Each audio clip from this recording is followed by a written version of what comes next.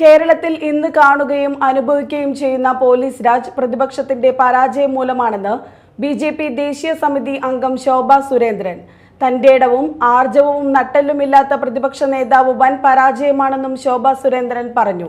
TP. ചന്ദ്രശേഖരനെ പോലെ, അല്ലെങ്കിൽ ഞങ്ങളുടെ പ്രിയപ്പെട്ട പന്ന്യന്നൂർ ചന്ദ്രേട്ടനെ പോലെ, കെ.ടി. ജയകൃഷ്ണൻ മാസ്റ്ററെ പോലെ, സത്യേഷിനെ പോലെ ഇനിയും നിരവധി ആളുകളുടെ ജീവൻ ഈ കൊടുങ്ങല്ലൂരിന്റെ മണ്ണിൽ പോലും നിങ്ങൾ എടുക്കുമെന്നറിയാവുന്നത് കൊണ്ടാണ് നല്ല നാട്ടല് നിവർത്തി നിന്നുകൊണ്ട് ആളുകൾ ഈ പാർട്ടിയിൽ പ്രവർത്തിച്ചു മുന്നോട്ട് പോയത്.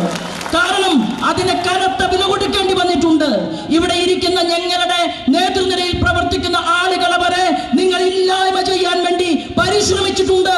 അതിനെയെല്ലാം വെല്ലുവിളിയോടുകൂടി ഞങ്ങൾ സ്വീകരിച്ചത് ഞങ്ങൾക്ക് ജപിക്കാനുള്ള ജപമന്ത്രം എന്ന് പറയുന്നത് കഠിനകണ്ഠകാകീർണമാണെങ്കിലും വെടിയുകില്ല ഞാൻ ഈ വഴിത്താറയെ, അനുഗമിക്കില്ല മറ്റൊരു പാതയെ എന്നുള്ള ശംഖമന്ത്രം, ആ മന്ത്രാക്ഷരങ്ങളേറ്റ് പഠിച്ച് മനസ്സിലാക്കിക്കൊണ്ട് മുന്നോട്ട് പോകുന്നത് കൊണ്ടാണ് ഈ പ്രസ്ഥാനം ഇന്ന് രാജ്യവ്യാപകമായി വളർന്നത്.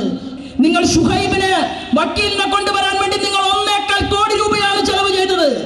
ഞങ്ങൾക്ക് ഈ കേരളത്തിന്റെ മുഖ്യമന്ത്രി കസേരയിലിരിക്കുന്ന പിണറായിയോട് പറയാനുള്ളത്, ഞങ്ങൾ ജനാധിപത്യത്തിന്റെ ഒരു കണക്ക് പുസ്തകം സൂക്ഷിക്കുന്നുണ്ട്.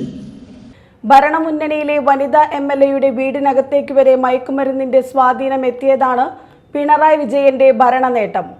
യുവമോർച്ച മുനിസിപ്പൽ സെക്രട്ടറിയായിരുന്ന സത്യേഷിന്റെ ബലിദാന ദിനാചരണത്തോടനുബന്ധിച്ച് നടന്ന റാലിയും പൊതുസമ്മേളനവും ഉദ്ഘാടനം ചെയ്ത് പ്രസംഗിക്കുകയായിരുന്നു ശോഭ സുരേന്ദ്രൻ. പോലീസ് മൈതാനിയിൽ നടന്ന സമ്മേളനത്തിൽ മണ്ഡലം പ്രസിഡന്റ് KS വിനോദ് അധ്യക്ഷനായി. AR Sreekumar, Selvan Manakkattupadi, KP Unnikrishnan, TB Sajeevan, VG Unnikrishnan, TS Sajeevan, PS Anilkumar തുടങ്ങിയവർ സംസാരിച്ചു.